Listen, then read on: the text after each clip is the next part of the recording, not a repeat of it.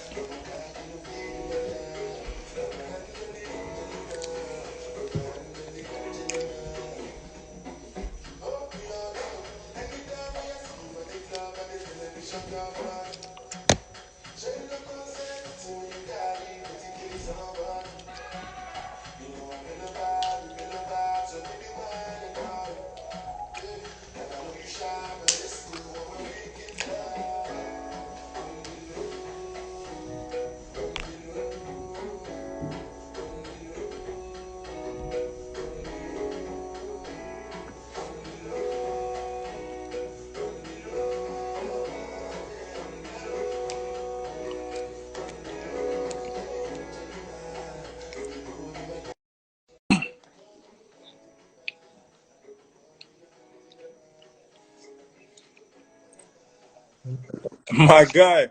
Yo, what's up, bro? What's up, man? How are you? Hi, Megan. Hi, how are you? I'm good. How are you? Good, thank you. Yeah? How's the baby? Crying? He's good. No, he's actually being really good right now. So Yeah? fingers crossed it stays that way. Okay. Okay, that's cool. That's cool. That's cool. So you guys are all good? Everything's good? Like, what's the life like right now over there? Is everything Well, going back to I normal or mean, no? it's like slowly easing up right now. We were in Yeah. lockdown since March 14th, so maybe like the last week or two, it's eased up a little bit. Now couples can walk after like 8 p.m. till like 11 p.m. So people Okay. Taking advantage of people are that. taking advantage of that. They say Yeah. couples are allowed. Now you see like 6 people walking by. Okay. But I mean, overall, it's getting better slowly. So hopefully it stays that way. Yeah. Okay. That's cool. Like, what city you're in again? Santiago de Compostela. What's that close to? It's Madrid? like close to Vigo, Coruña. Okay. Oh, that's far. Yeah, it is. It's Yeah, like it's like Yes. 5 hours drive from Madrid. So Madrid. Okay. Okay. Damn. yeah. Far. Okay. Yo, Yeah. let's start. We can that's start. good. So, yo, hold on. I got my questions right here. Yeah, try to turn it this way. Yeah, to the bottom. So, D, tell me a little bit about like your upbringing, like your Serbian heritage, like and your first steps in London, stuff like that. Yeah, so born in Mostar, which is in right now Bosnia, but that was all former Yeah. Yugoslavia before. Okay. And because of the war, in 1995, when I was like 4 years old, Hmm. we moved to Canada. Yeah. Um, Me, my mom, dad, brother, and Hmm. mom was there like a month before, and yeah, we moved straight to London, Ontario, and just Okay. basically been living there ever since. So, Okay. How old were you when you guys moved to London? 4.5. 4.5. Okay. Okay. So like, when did you start playing? Did you start playing like right away when you got to London, or were you playing some other sports or? I mean, I started with soccer, I'd say. Pretty much like every European kid, I started with soccer, but like basketball was always Okay. something I played outside. But soccer, I Yeah. played like competitively, like Yeah. under 10 teams, like this and that. And it wasn't until basically I had to decide between a soccer tournament in Toronto when I was in like grade Hmm. 7 and Hmm. Hoop It Up tournament. Okay. I Yeah. went to the I know Hoop It that. Up tournament, and basically we told them like we're not going to go to that tournament in Toronto. And then from there, soccer just kind of started taking steps behind, and basketball was the sport that became my main sport. And obviously, since Okay. I kept growing since high school, like I was like five Yeah. nine in high school, grade 9, kept Hmm. growing, and realized this might be the sport for me. And yeah, Hmm. Okay. And how about you, Megan? Are you born and raised in London? And Yep, I was born and raised in London. okay. Went to school in London, Hmm. everything in London. Did you guys met in high school or in college or?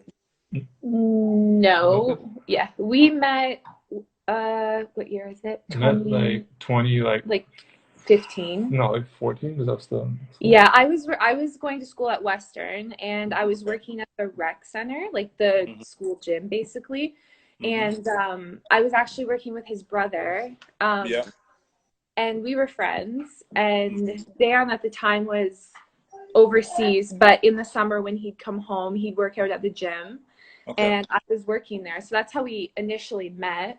Mm-hmm. And yeah, we were friends for like probably a year and a half Mm-hmm. before we started dating. So yeah, we started dating in 2016. And 26. actually we started talking right as he left for your fourth year or your third year? Fourth year. His fourth professional year over in Greece. So we did Okay. like the first 6 months of our relationship Mm-hmm. long distance. So Okay. No, I yeah. understand. I totally understand. Going through the same. Are you? Yeah, it So, has challenges. no, I understand. Okay. So D, like when you were growing up, like let's say before you got to high school, like who was your favorite player? Like so you said you were 5'9", so you're still a guard, right? Or, I Yeah, mean basically. Yeah, you're yeah, still a guard. yeah, yeah. So who was your favorite player? Probably a little biased, but like I grew up watching that Sacramento Kings team. So like Yeah. when they had like Peja Stojakovic, Vlade Deja, Divac, Vladi. Chris Webber, all those guys, and like Yeah, at the time, Stojakovic was my favorite player because yeah, at that time in grade 9, all I was really doing was shooting threes. Believe it or yeah, not, like yeah. coaches would get on me like I was tall and this and that, but like Mm-hmm. I wouldn't go inside the paint. So like I just liked shooting and I liked Stojakovic. But as I grew more and started like becoming more of a post player, it was Divac who was my kind of like my role model Okay. player. Okay. So Ace. My dog's licking the baby. Sorry. no, you good. So Yeah. yeah, you fit in perfect in that team too. That's like your style of play too. Yeah, exactly. So you That's guys how got you the play. outside. Yeah. Okay. So now you're in high school. So in grade 9, you said you were how tall? Like 5'9", 5'10", 5'9", probably. 5'10". So tell me more about like your early high school career at Westminster. I Like, mean, yeah. yeah, In go ahead. grade 9, go ahead. Okay. In grade 9, basically, I tried out for the team and I actually didn't even make it originally. Mm-hmm. And it's a story I've told so many times, but That I was didn't. like junior team or senior team? Yeah, Or like was it varsity? junior team, like grade 9, 10 team. Okay. I didn't make the team, but then like I got a phone call that next morning, and the coach told me, "Hey, like you actually made it. There's been a mistake." So I came to the tryout, and I was there, Mm-hmm. and only for that coach to tell me like 6, 7 years later that the only reason I made it was because I had an extra jersey, and it was like a Yeah. girl's jersey. So that was the only reason I was on the team. Okay. From then on, I didn't really play much in grade 9. Yeah. Probably like eighth man, maybe. Didn't play a Yeah. lot. Grade 10, I was on the junior team again. I was a starter on that team. Mm-hmm. So, and I grew maybe 4 inches then. 11th grade, 12th grade, 13th grade, I, played a lot of minutes, obviously starter. And Yeah. grade 13, we went to OFSA. Okay. Got silver at AA, OFSA. Okay. Okay. And that's really the high school career. Nothing really kicked off until maybe like grade 12 summer, where I got invited Mm-hmm. to some camp in Toronto. Mm-hmm. And from that, otherwise, if not for that camp, I probably would have ended up trying out at Western. Mm-hmm. But because of that camp, it helped me get some CIS schools and stuff like that. Ended up staying for grade 13. We played in all the big tournaments in Ontario, and York Okay. was the team that I was most interested in. Yeah. Yeah. So that was about like grade 12. So that's when you kind of realized like, okay, I can probably play at the next level. Yeah. But at that time, it was just CIS is all I thought. CIS. Okay. Like ceiling. Yeah. Okay. And Megan, did you play any sports? Did you guys went to the same high school or no? No. No. No. Okay. No, I actually went to high school in St. Thomas.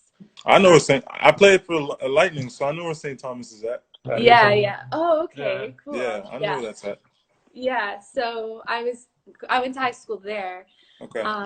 But yeah, growing up, I did play some sports like I did soccer. Okay. Gymnastics. I did like swimming, stuff like that, but nothing like competitive and Okay. serious. Okay. Never basketball. Okay. No, I understand. So, like me too, being from Ottawa, like you're from London, we're both from small cities. Like, what advice would you give to those kids that are coming from small cities? You know, that, like you told me, nothing kicked off till like grade 12, till summer of grade 12. That's late for recruiting, kind of, you know? But obviously, you're from a small city. Like me, I'm from Ottawa. I had to go to the States in grade 10. Like what advice would you give kids like that are coming from those small cities? Like, London, whatever, throughout Canada? Like, what advice would you give them? Yeah. I mean, I think then it was a different time. Yeah. Oh, for For sure. sure. I For mean, sure. if you weren't Yeah. from Toronto, Yeah. Yeah. you probably weren't getting you were getting noticed. I mean, because at the end of the day, and something to tell the kids that the kids should know, at the end of the day, if you have talent, if you have that work ethic, like They somebody's gonna find you. notice you. It Yeah. just takes one person to notice you, and you have to just play, just give your all, give 110%, because you never know who's watching. So I mean, Mm-hmm. just believe that you can make it from that small city, because you've done it, I've done it. Mm-hmm. So they should know Okay. that no matter where you're from, you don't have to move halfway Yeah. across the country or Mm-hmm. to the States to get noticed. I think if you Uh-huh. just do your thing, somebody's going to notice you. And with YouTube and all that stuff happening right Yeah. now, I mean, I think it's a lot easier for them right now. Yeah. Okay. So like I know like Serbia has a huge like basketball culture. What were your parents around that age? Like what were your parents like? Were they pushing you towards basketball, or what were they okay with basketball? Were they more like okay academics, or because I know my parents were all about academics, you know. My parents didn't really care about basketball. I kind of had to push myself. But I know Serbia has a huge basketball culture. I don't know if your dad played or you had some family members who played. Like what around like let's say around the time you're supposed to go to university, what were your parents kind of thinking? Like, Well, honestly, I think it was academics number one, because yeah, for sure. they were both professors Mm-hmm. back home, so they're both teachers back home and stuff, and they stressed academics so much, and they were basically like, my mom was basically my tutor all the way up until the end of high school. Like she was just Yeah. helping with all my homework and stuff like that. Dad was helping with the project, with the hands-on type stuff, Yeah. and so they did stress that a lot, and even like in grade 12, like they were just like, they were cool with me just going to Western, and like trying out. I mean, for them, it's whatever you want to do it. And but I think all of us, like our whole family, didn't really know like where I would end up in basketball. And that's not to say they didn't believe in me. They thought I was a good basketball player and all this. They just Yeah. didn't know, like Yeah. I mean, I don't really know how to say it, but we just didn't know that I would end up where I was, because Yeah. also in like 11th grade, I was just recovering from a broken leg also. So like, Okay. to them, all that really matters is that you're healthy, and whatever happens, like they'll support. My dad came to every one of my high school basketball games. He wouldn't miss a game. The referees hated him. They had meetings about him, of how crazy he is and what they can do about him. And so I mean, the support was always there. Typical Serbian, huh? Typical Serbia, exactly. And my dad and my uncle combination was like the worst combination to watch a game. But I mean, yeah, they're always supportive, but obviously they stress academics first, and then but they're always cheering for me with basketball. Okay, that's cool. So now you're at York. So that had to be what, 2009, 2010? Yeah, 2009. 2009. So now you're at York. Like, tell me about your experience there. I know you played with probably, I think, David Tyndale. Yeah. Did you play with Toot as well? Toot Roach? Toot just left the year before. Toot just But, left. I mean, he was around. He was always Okay. around. So. And was Edgem there too? Oh, the brother? Yeah, Ryan. No, was that Ryan? was after me. That was after me. That was after you. Yeah. Okay. So you played with Tyndale. Yeah, I did. Okay. I did. So like, tell me a little bit about your experience there, and like how many years you did there. How were you playing? Your coaches, everything. So tell me a little bit about that, like your transition from high school to university. I mean, I loved it. I loved Yeah. it. I was so happy with that decision I made. Yeah. They said, Coach Chang was the one who was mainly recruiting me. He's at Windsor University now, and he did a great job. He came to all my games, and he even came to one of my tournaments with David Tyndale. So they came together and to watch my games, and I just saw their commitment towards me, and everything they told me was exactly how it was at York. They told me I'd be a starter, I'd be one of the main players, one of the main guys. So that's kind of how it was. And me, David Tyndale, and another player, Ostap Choli, we were literally inseparable, and just always either in the gym or even studying together, and just built a lot of great relationships there. And our coaches were great. Okay. Really, really enjoyed my time there. But when the opportunity arose for Division I, that's when I went there. And I was at York for the 2 years before. Yeah, that goes into my next question. Like, what you did is like unheard of. Like, I haven't heard of. Correct me if I'm wrong. I haven't heard of many guys going from CIS to Texas Tech. That's in the Big 12. So tell me a little bit like how that happened, how that came about. That, like, what your family thought about it. Like, tell me a little bit about that for people that might be thinking the same. Yeah, no, honestly, exactly what you said is what was going on through my mind at the time. I was on Google seeing if this has happened before, and I maybe saw one person Mm-hmm. who's done it, and it was like in the 80s, and I don't know what school he went to, but Mm-hmm. um, honestly, I was planning to leave after my first year at York, Mm-hmm. and because of that uncertainty, and you know, I physically I didn't think I was ready, you know, mentally I didn't think I was ready. I didn't really have that confidence to just make that jump because at that time when you think states are like, ooh, that's another level. That's you know, it's and Mm-hmm. it is. But so after that first year, I had a contact talking to me and saying, you know, he wants me to come over here, go to the Mm-hmm. States and try that out. And I said, honestly, I'm gonna, you know, stay another year at York, and I just want to build my Mm-hmm. confidence, just build some Mm-hmm. muscle and stuff like that, and then I'll be ready after that. So Mm-hmm. I played that. I played my second year, and you know, I had a good year, and Mm-hmm. I felt more ready to go. And yeah, I Yeah. was actually originally going to go to Rice University. Yeah. I had a contact there. I was going to go to Rice University, and Yeah. In Houston.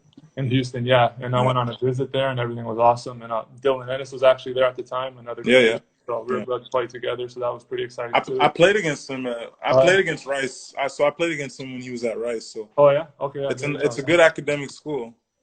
Yeah, and it was a great academic school too, so Yeah. that was obviously important. But it was like a last minute, last week thing where something happened with the transcript. It fell through, and I Mm-hmm. couldn't go. So I was just panicking. School starts in a week, and some schools came to me like last minute, and Texas Tech was one of them, and it was a school I Okay. couldn't turn down. So Okay. So Megan, so let's say so right now we're what 2011 Yeah. about. yeah. So what were you doing? Was like had you heard of D in the newspaper maybe, or had you was he that famous in London or not yet? Because yo, Um, he's in the Still paper all building. the time. When I was playing in London, he was in the paper all the time. Like they weren't even talking about us. They're talking about what this guy's doing overseas. And I remember you came to the game. uh, And no, one I did. time I saw, Yeah, I remember I came to that game. We were yeah, there. you came to the Yeah, game and we met up. So yeah, for sure. uh, so what were you no. doing? Oh my 2000. gosh. 2011 feels like so long ago. Yeah. I was going to school at Western, Okay. working on my degree. Yeah. And no, I hadn't heard of Dejan before. No, you haven't. Okay. No, I didn't. I never like read the newspaper or anything Yeah. like that, so it's probably why. But yeah, You didn't no, see a random 6'11" guy walking at Joe Cool's or no, I didn't go out. yeah, no? no. I just like I remember like the first time I met him, I was at Western and he just like came walking in with his brother, and I was like, oh my God, this is the tallest guy I've ever seen in my life. And that was the first time, literally, that I ever like met him, heard of him, saw him, anything. Okay. So yeah. Okay. So D, now you're at Texas Tech. I think you played for Pat Knight, right? No. So the year after it was Pat Knight was there the year before, and he Okay. just moved to Lamar at that time, and then we had Billy Gillespie the first year. Oh yeah, you had Yeah, had just came from Kentucky, right? Or Texas A&M or Kentucky? A&M. He came from A&M. Yeah, Okay. So I think you played with my AAU teammate. So you played with Jay yeah, Crockett. of course. Yeah, that's my guy. Okay. Yeah. So you played with Jay. So tell me a little bit. I think I went to see Jay one time, but I think it was before you got there. But tell me a little bit about your experience at Texas Tech and like the transition from CIS to obviously the Big 12 that's a huge jump. So Yeah. tell me a little bit like your transition, how that was. So now we're 2011, right? Or Yeah, 2012? 2011 Yeah. fall. Yeah. Tell me a little bit about your transition. I mean, it was tough, honestly. Like at York, Yeah. I was just kind of, almost kind of doing like whatever, like, will I go to class? Why not? Type thing. Like, not practices weren't. I mean, practices were tough, obviously, but it just wasn't to Yeah. this level at all. And you could tell in No, the it's first practice, especially with Billy Gillespie, who like when we talked to a team manager, he said Bobby Knight was a saint compared to him. So I mean, yeah. I was in for it for sure. But like first practice, like I fainted in my first practice. Like we were just going like slides, running up and down, no water, and I was just like, okay, and I just literally couldn't take it anymore. And so that was my first experience. But overall, I think it really turned me from a boy to a man. Like that's when Yeah. it really happened, I'd say, No, because for sure. obviously you're alone, you're on your own, but now you're in a different country, and you just have it's just so much so many more rules now because like literally our day would start with 5 miles. We'd be running 5 miles in the morning sometimes, and then we have a practice, and you have to be at all your classes, and you have class checkers there. Class checks, yeah. Class check. We even had to like talk to our teachers after you get to know them and stuff, and he just destroyed something, and you just have to report to your to your coaches and stuff, and then you have practice, you have classes all day, you have study hall. So I mean, it really built like a schedule, and I don't know, it just made me so much stronger. And that coach is so tough. Every practice is difficult, and just really. No, I feel you. That's like, because me too. I went to JUCO for 2 years, so like just Texas basketball, and like the way their mentality is so much different than ours. It's like the first couple days, the first couple weeks, it's like, man, did I make the right decision? Right, exactly. I was calling my parents. I was thinking the same too. Complaining. Yeah. No, I feel you, man. Okay. So having played both CIS and NCAA, what would you give advice to kids who are kind of like on the fence of either going to CIS or going to NCAA? What kind of advice would you give them? Like, I think the most important thing, whether you go to CIS or NCAA, is the fit. Is how are you going to fit into that system, right? You can go to commit to a Division I school, but don't just commit to a Division I school just to say, hey, I committed to a Division I school. I'm an NCAA D1 athlete.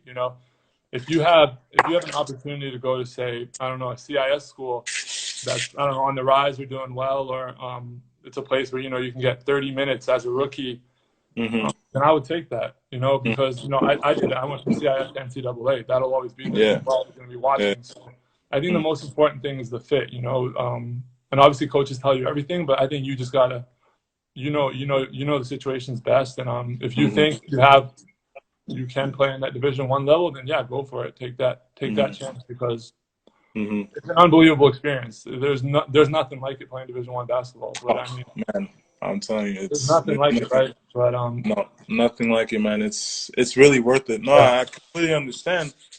So what I was thinking is like your transition from York to Texas Tech must have been like, that's, I don't know how the crowd is at York, because I've never really witnessed it, but compared to the crowds you got, I don't know in that era if it was the same as what they have now, but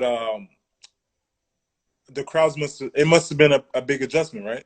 Yeah, it was huge. I mean, everybody at Texas Tech knew who you were on campus. No, for sure. And then, for the games, especially the Big 12 games versus rival teams, like versus Texas, versus any Big 12 game, really. In our first, 2011, 2012, it wasn't so packed, but it was still, 5,000, where compared to York, maybe a good game would be like 1,000 or something. Yeah.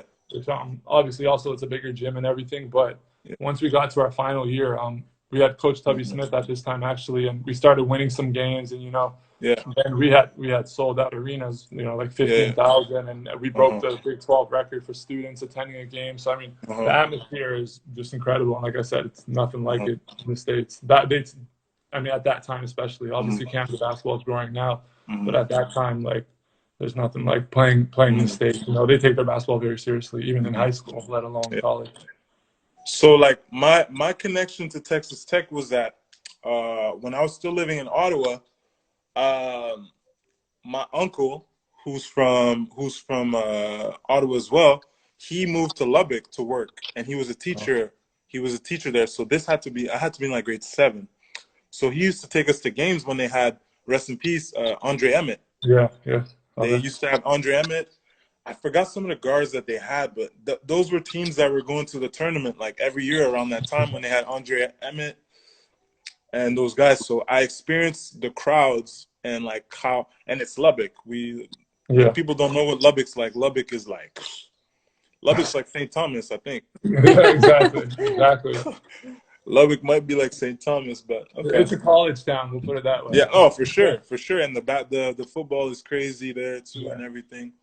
So, name me some of the guys that played in the Big 12 when you played, like some guys that we might know. I think you played against Edgem. Yeah, we played against Edgem. Royce White too? No. Royce White was there when I was there my first year, but again, in my first year I redshirted, which I didn't say I had to redshirt because I sat out that year. But Okay. nonetheless, we played against Royce White that year. That there was Thomas Robinson, there was Yeah. Perry Jones, Quincy Miller, Pierre Jackson, and Yeah. then the following years and stuff, there was like Joel Embiid, Andrew Wiggins, Marcus Smart, Isaiah Austin. Yeah. It was just so The much Big fun. 12. Big 12 is Yeah, always all those Dallas kids exactly. are kind of just all over the place. Okay. Exactly. So, Megan, had you heard of Texas Tech, or were you watching college basketball or college football at this time, or were you just more focused on Yeah. your stuff? Yeah, I was not aware of anything going on in the States, unfortunately. I was just not like a sports person, not a basketball person. Like even when I first met Dan, he was like, "Oh yeah, like I play basketball over in Europe," and I was like, "Oh, that's cool." Like I didn't know. Like I thought he was like maybe going to school over there. Like he was just doing it for fun. Like I didn't even know like anything about that. So yeah, it's Okay. totally different now because my whole life revolves around basketball. But yeah, at the time, no. So now are you like, are you a little bit more of an expert on basketball? Like, I hope you understand the rules at least, right? Yeah, I do. Yeah, okay. Because I've been here. This is my third season out here, so Okay. Yeah. I've watched lots of games, and I understand it now. Had you been to a Raptors game before, or a hockey game? Is We your went to a family London Lightning game. Yeah, one of our first dates, we saw the Lightning play. Yeah. Maybe. Yeah. You might have been. You might have been there. No, I don't know. No. Yeah. But yeah, other than that, no. I've seen a few Lightning games just being from London, you know, like Okay. Yeah. But no, never been. I've never been to an NBA game. I really want to. Okay. So your family is in St. Thomas, right? No, so I grew up in London, and then my family moved to like a small town just outside of St. Thomas. So my high school was in St. Thomas. Okay. And then right after high school, I moved back to London. Okay. By myself to go to school, and then actually my family's now out in Mount Bridges, which is kind of like Strathroy way. So so like London and area, but I see your friend. Who's that? Jess. Bush. Oh yeah, commenting like crazy. She said your best friend. Hi, Jess. She's from St. Thomas. That's She's why. from St. Thomas, huh? So when we were talking about that, she was like, "Shout out." How many Tim Hortons do you guys have in St. Thomas? Oh my god, I don't know. Jess, you can answer on the comments. Maybe like 3. I don't know. Like 3, huh? 3. Okay. Okay. So, so now you finish. So now you finish at Tech. So what was the process after that? Like, I don't know, like what you were thinking. I know you told me you were Big 12 all academic. Yeah. Big 12 all academic. So were you thinking more like doing something with your degree, or were you already thinking like the pros? Like, I think you signed with Matt Slan, did you not? Yeah. So you were already thinking about the pros. Did you have any NBA workouts lined up? Like, how was that transition like? Because I know that summer was when we met in Hamilton. Yeah. So that you were just coming out of school. Yeah. So I think you were going to Serbia for the trials. Yeah. Okay. So what was that process like? I mean, the situation actually, like in the last year at Texas Tech, in the last 2-3 games, I actually played with like a broken hand. So and I didn't know it was broken until after the season. So once they diagnosed that, I had a cast on for about 5-6 weeks. So I couldn't do any of that stuff after the season, really, as far as even getting workouts and stuff. And also that senior year, I played basically the whole year with an injury with a bad back. So it was kind of there were high expectations from junior to senior season, but unfortunately, I didn't succeed as I wanted to. But nonetheless, I think I played well enough to know that I can, play in the pros and give that a try. So I did sign with an agent and, just explored my options overseas and just went back home and, lived with you and just trained every day and tried to prepare for that professional life. And we trained with Kyle Julius at the time, who was one of the best trainers in all of Canada and one of the best coaches. And so he helped us a lot, and he helped prepare me for that. And I went to the national team with Serbia, and I stayed with them for about a month. Made it from like 25 to the last 15, but didn't make the team. But regardless, went straight from Serbia to my first pro year in Greece. Okay. Yeah, I remember I had the smallest car, and like I would. Sometimes he needed a ride. Yo, this guy's bigger than my whole car. I was like, this is not gonna work. I always needed a ride. I didn't even have a license, so. Okay, yeah, I remember that, man. That was good times, man. With Keza, exactly. We're in there with Keza. Yep, Adam. Okay. Yep. So take me a bit on your journey. I know you started in Greece was it Panionios? No, that was the second team. This one was Westminster. It was okay. In Greece. Yeah. Okay, so take me a bit from that. So from where you started to winning the Basketball Champions League last season, like, so take me a little bit through that journey.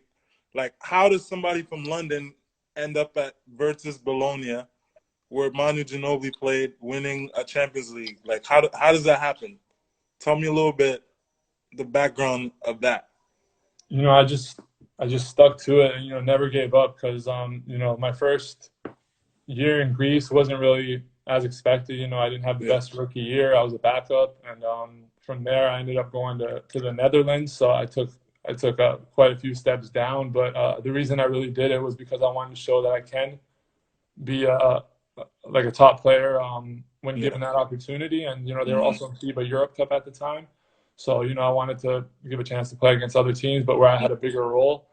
And I did well there, and then I ended up actually going back to Greece to the same team. So I mean, and there was a different coach there, and it was a coach I liked. So that year went better, and from there I went to I still stayed in Greece. I ended up going to Panionios, and that it was that year that really where I really made the jump. I basically just honestly took advantage of every opportunity I had.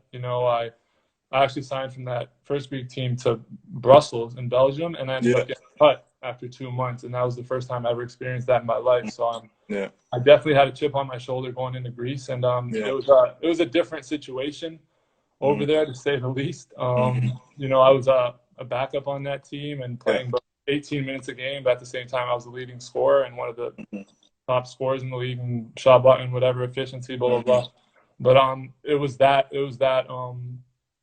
because of that season that I really made a big jump, and that's when Bologna came. Okay. And then you guys won the championship last year. Was Teodosic on your team last season? Or? No, he came the year after. He came the year after. Yeah, we had guys like like Kevin Punter, who's now in the EuroLeague with Red Star. We had Tony Taylor, Amat Mbaye, who are in Karşıyaka in Turkey. We had Mario Chalmers.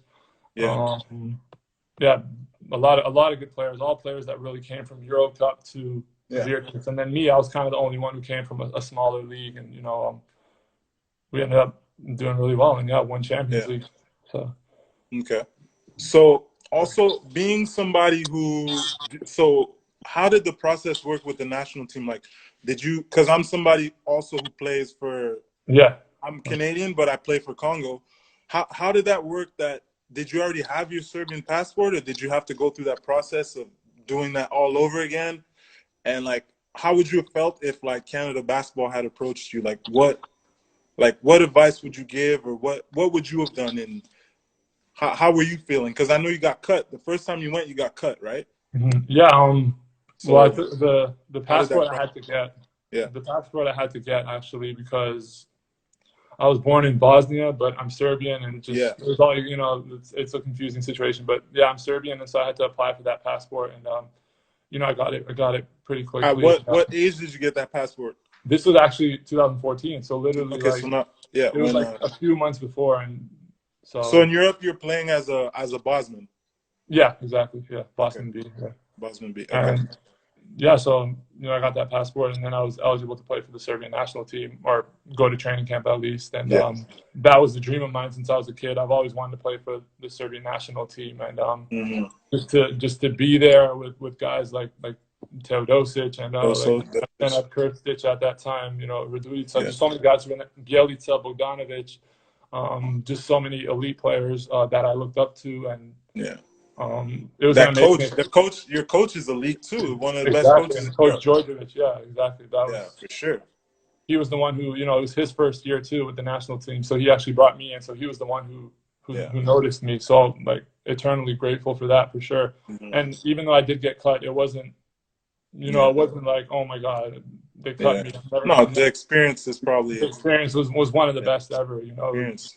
And it's probably the first time you went back to Serbia in a long time, right? Exactly. And then after I got cut, I still had like a week or two before I had to go back to Greece to report to Greece. So I just took advantage of it and spent time with my family. But in general, if a country approaches you for any young player, I mean, that's something you definitely take. It's for an sure. amazing experience. It builds your resume, and it just No, for sure. I totally understand. Okay, so Megan, back to you. Yes. So you guys met in 2016, you said? Yeah, 2016. So you guys started dating? Or no, yeah, we started dating in end of 2016 and met in like 2014. Okay. So how long were you guys dating before you decided that, like, how long were you guys doing long distance, and like when did you decide to like make that move to go follow him? Yeah, so we started dating end of 2016, and then I joined him the following January, so over a year later. So not too much longer after we started dating, but does feel like a long time when you're doing long distance. So but yeah, it was a hard decision, honestly, like one of the hardest decisions ever, because I had just finished like 7 years in university, so I put a lot of time, money, energy like into my schooling, and then right around the time that I finished is when I needed to make the decision, like what was I going to do? Was I going to I had just gotten a job in London, like a good job in my field. So I worked there for 6 months, and then I had to decide, like, okay, what am I going to do? Like, am I going to stay here? Am I going to go? But I was like, at the time, I was only 24, I think. So I just felt like, I'm so young, and I just really want to see where this goes, and like what a cool opportunity to get to do this. And I really want to be there, like supporting him and stuff. So yeah, I just kind of like made the decision. Well, we made the decision like on a whim, kind of, and worked out. So how did your family feel about the decision? Like, were they supportive about the decision? Were they a bit scared? Like, what was the first country you lived in when you went there? Greece. Okay. Yeah. So Greece is beautiful, but the language is probably hard. Yeah. The country is amazing. Like, I look back now in Athens, it was just like the best time of my life. But yeah, my family, the hard thing is that they didn't really get an opportunity to know Dejan too much, because he was always overseas. So they'd only spent like a couple months with him in the summer, and now I'm like quitting my job and like going overseas. But for the most part, my family was super supportive. Like anyone who meets him, like my family loves him. He's so easy to like love, and they knew he was just a good guy, and so they were supportive. Okay. So, and I mean, like, if it like, say, if from their perspective, if things didn't work out, like, it could always just come back home. So, yeah. So what advice would you have for like a basketball wife, whether it's even just basketball or this happens in soccer? Like, what advice would you have for women that are like on the fence, like about something like that, about making a move like this? Oh my gosh. Because the older you get, like the more teams I've been playing on, the older you get, you encounter a lot of guys that are out there, a lot of Americans that are out there with their whole family and their whole. So I know it's life changing, to be in a country where you don't speak the language. It's probably your first time in Europe, right? Second time. But second time, yeah. So what advice would you have for women that are thinking about doing this or things like that? Like, for me, the way I like saw it was that it's such a short time in your life, you know, like Yeah. the career of a professional basketball player or athlete in general is typically like short. Yeah. So just getting to have that experience is something Mhm. that you can't get anywhere else. Like Mhm. it's so unique. And I would, for me, it was just like, I'm not going to get this opportunity again. And like, I just want to be with him and support him. And so, that my advice would just be to like go for it, especially if you're Mhm. like serious with someone. And yeah, like a lot of the players do have their wives and kids over here, and some people feel like, oh, what am I going to be giving up if I go overseas? Like, am I going to Mhm. be able to, you know, in a lot of cases you're giving up your job, Mhm. or you, like what you went to school for. And but it's possible to still like come over here and work and Mhm. have kids and have a family. Like we just had a son, you know. Mhm. Yeah. And so it's not definitely necessarily like what you always like I never thought this was going to be my life like Yeah. 3 years ago, like no way. But it's worth it. Like I'm so glad that it See happened. the world. Yeah, Mhm. you get to see the world, you get to see so Yeah. many places. Like I wouldn't even be the person that I am now if Mhm. I hadn't had all these opportunities. So Yeah.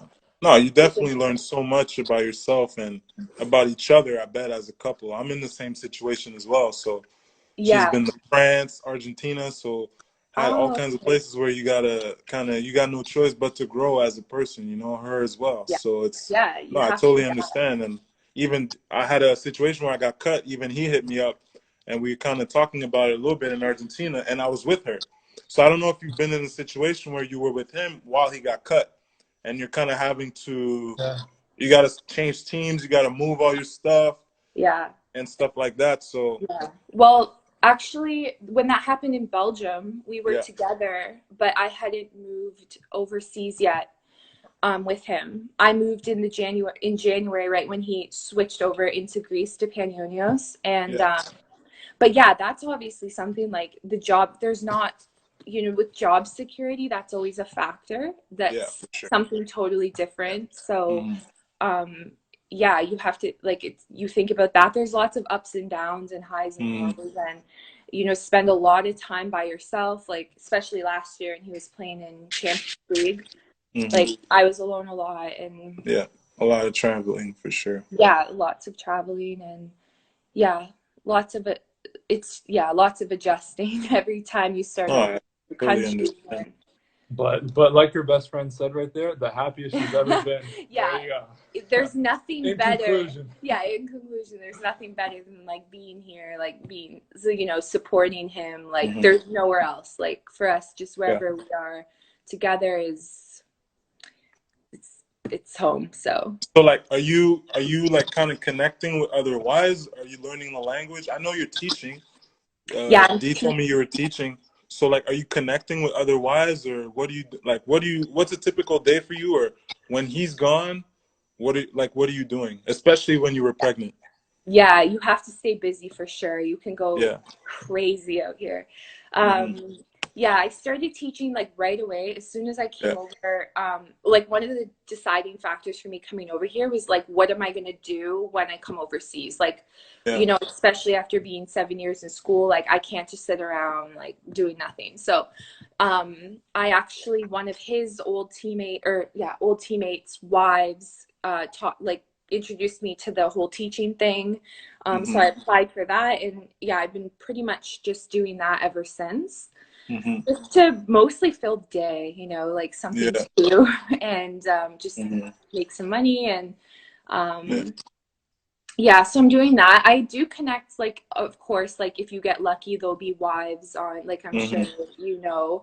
Yeah. If you get lucky, then there'll be wives on the team as well that you Yeah. can kind of hang out with. And Hmm. it's nice to have that support as well. You can, you know, go to the games together and hang out.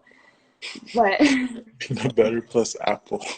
That's my agent right there. Yeah. He comes over and that's his favorite snack from Megan to make. So yeah. But oh, with that too, like cooking, I cook a lot. Like pretty much that fills up my whole night when he's gone to like afternoon practice, I'm just like cooking. Mm-hmm. He comes home just to have dinner ready and stuff. Mm-hmm. Okay. Oh, I completely Yeah. understand. So so this past season was your first experience in Spain, right? In the ACB? Yeah, first year. Okay, so that was your first experience in the ACB. So that's probably what, the second best league in the world, Yeah, you I'd say could yeah, say? second or third. I mean, Probably after the the NBA. second best league in the world, and you throw in the excitement of awaiting a child, Yeah. right? So you got that up, and then now you got the corona that's going on. So tell me about about these last 10 months, how they've been since you signed in Spain. You've had your ups, you had your downs. You told me you guys were in 12th, right? Yeah, well, tied 12th and Tied 12th. So 14th overall. But, tell me yeah. a little bit about that experience, like the ups with the newborn, obviously, and then now kind of being not stuck in Spain, but having to stay for logical reasons. Obviously, you cannot Yeah. travel with a young child. So tell me a little bit about the last 10 months, how that's been. Well, overall, I mean, especially before the virus and all that stuff happened, it was as far as basketball, it was one of my best seasons so far. So I mean, I was having a really good time. We Mm-hmm. have a lot of good teammates, a great coaching staff, a great organization. So those are some issues that we had in the past. Just and this year we didn't have to worry about anything. Basically, my only worry was on the court. Everything else is Mm-hmm. taken care of. Our home, car, family was taken care of. So everything was amazing, and we're really happy in this situation. But then the coronavirus hit, and it affected us because a lot of people they had the option to go home before it gets worse, before America, Mm-hmm. Canada closes their borders and for travel, or Mm-hmm. sorry, closes their country from Mm-hmm. people traveling in, especially from like Italy and stuff at the time. And Spain was getting up there, obviously, but Yeah. so we wanted to go home, but unfortunately she was so far in her pregnancy at the time that our doctor here advised against it. So basically we had to wait it out until Mm-hmm. the baby was born, obviously for health precautions, which looking back at it Mm-hmm. was definitely the right thing to That do. was the Right. hardest decision. Yeah. Yeah, One of the hardest decisions of my yeah, life, really. because Yeah. obviously we wanted to be home, with our family and stuff while this virus is happening, and not be in a country Mm-hmm. that we don't know the language or anything, without any family here.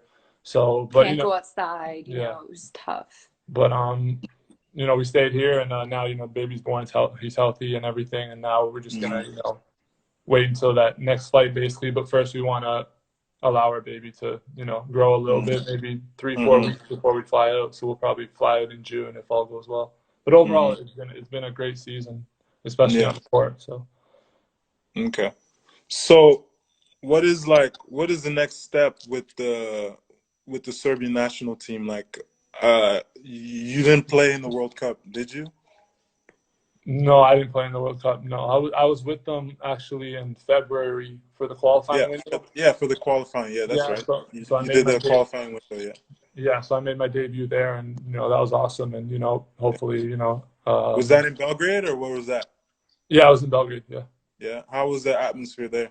it was awesome. It was Yeah. awesome. We lost the game that we shouldn't have lost. We lost to Georgia, which I don't think many people expected. But I mean, we won our first Yeah. game against Finland on the road in a tough Mm-hmm. environment, and then we ended up losing against Georgia, who also has some Mm-hmm. great players, a lot of ACB players. But Mm-hmm. nonetheless, it was an amazing experience. Just putting on that jersey was just, like I told you before, something that I dreamed of from a long time ago. Okay. Okay. So with all these segments that I do, I put down like a burning question that a lot of people wanted to ask. So my question was for Megan. So it was like, so how do you feel? How do you feel like watching? Because as a basketball player, it's so hard to get, because you obviously met him once he was already a pro. So Yeah. maybe I'm sure he's told you all the struggles he's been through and how impossible this seemed maybe 10 years ago. So Mhm. how do you feel just kind of watching him kind of chase his dream, like doing the best that he can? And like I said, I feel like he's going to be, I I keep up with him a lot, so I feel he'll be in the EuroLeague within 2 years. So how do you feel that like watching him chase his dream? How do you feel about that? I love it. I really Yeah. love it. Like, obviously, as I mentioned, there's so many sacrifices that you have to go through, like, you know, just giving up time with family, and all that stuff. But it's such an honor for me, really, to be able to just be beside him. And like, you know, I recognize that this is such a rare thing that he's doing. Like, not everyone gets the opportunity to do what he's doing.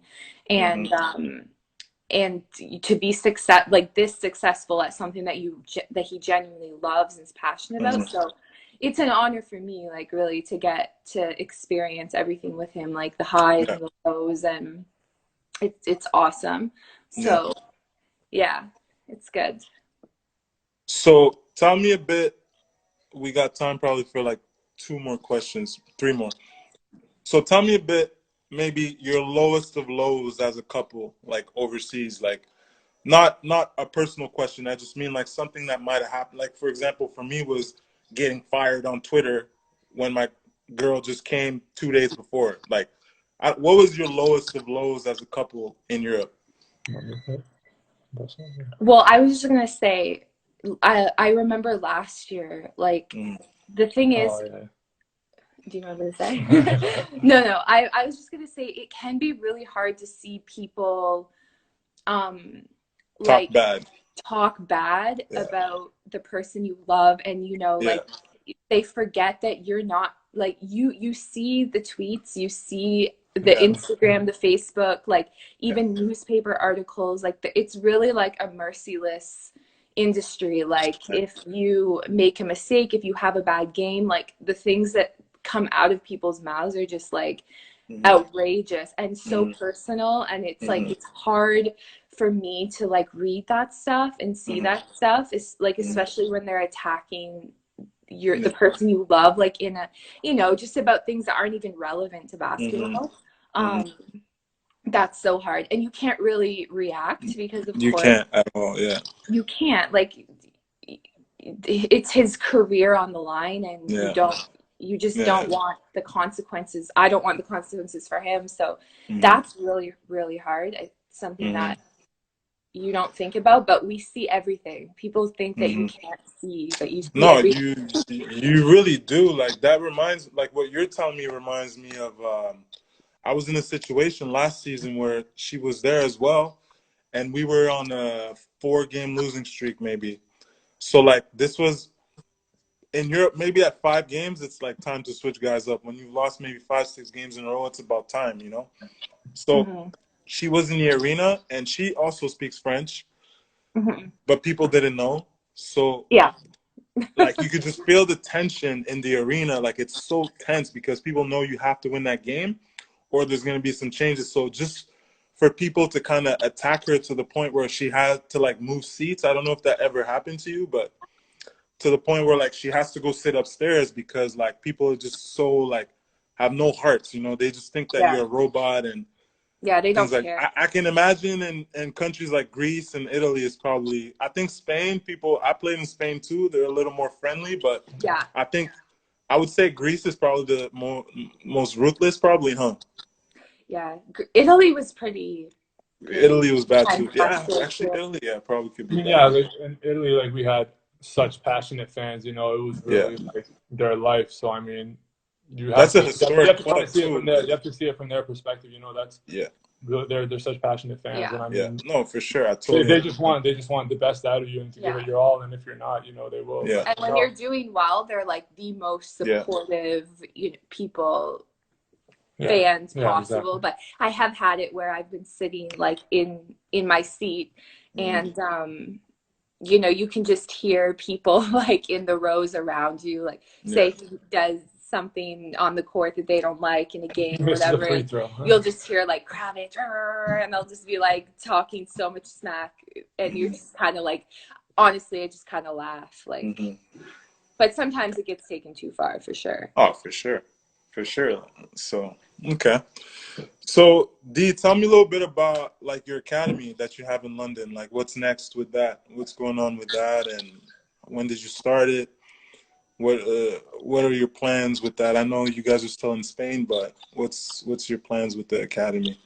Well, I started it 3 years ago. I just Hmm. had year three this past summer, and to start with, it was just something where I wanted to just run a camp, once every summer, and Yeah. just kind of just get my name out there, and then just get kids to this camp and just help out as many kids as you can because there's so many camps in London, as you know probably, Yeah. and I just want to offer something that a lot of camps can't, and that's getting trained by, or not trained, but someone running the camp who's been to all the levels that you may want to play at. So Hmm. that's kind of like the advantage I give, and I just want to Just help the out. credibility, kind of. Yeah, just kind of Yeah. help out as many London kids as I can and stuff. And eventually, when I do finish my career, I want that camp to become more and more well known every year, and get in touch with the community as much as I can, and get as much help as I can from the community to the point where after I finish my career, it can be Hmm. something bigger and have more than one camp a year. Have spring break camps, Hmm. multiple summer camps, and stuff like that. And recently, I'm together now with Southwest Academy in Okay. London, which is a big academy for basketball in Ontario even. So Hmm. we're working together now, and I don't know how it's going to look this summer, obviously with the Yeah. coronavirus, but right now it's just kind of on hold, and we'll see Hmm. what happens. But it's something I want to keep doing every summer, at least one camp, and Yeah. until when I finish, then I'll start thinking about more. Okay. Okay. Cool. So D, last question. So name me your top 5 teammates that you ever played with, and you can't include yourself. So your starting lineup. So it can be from college to pros, like including Texas Tech, Wow. Serbia, all the pro teams you played. Name me your top 5 players that you've played with.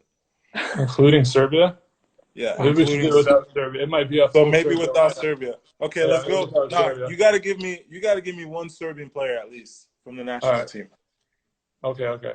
Um, I mean, if I give you the Serbian national, I can just say Teodosic, Yeah. 1. Bogdanovic can be 2. Bjelica can be 4, and Yeah. Krstic or Radulica can be 5. Yeah. But like with non-Serbian, I'd say point guard is tough. I've had some. Honestly, I'm gonna give Dylan, point guard. Dylan, Dylan. Oh man. That's Point funny. point guard point guard. I'm actually gonna give to Tony Taylor, Yeah, that's what I Okay. thought you who were I gonna was say. with last year in Bologna. Yeah. Where did he go to school?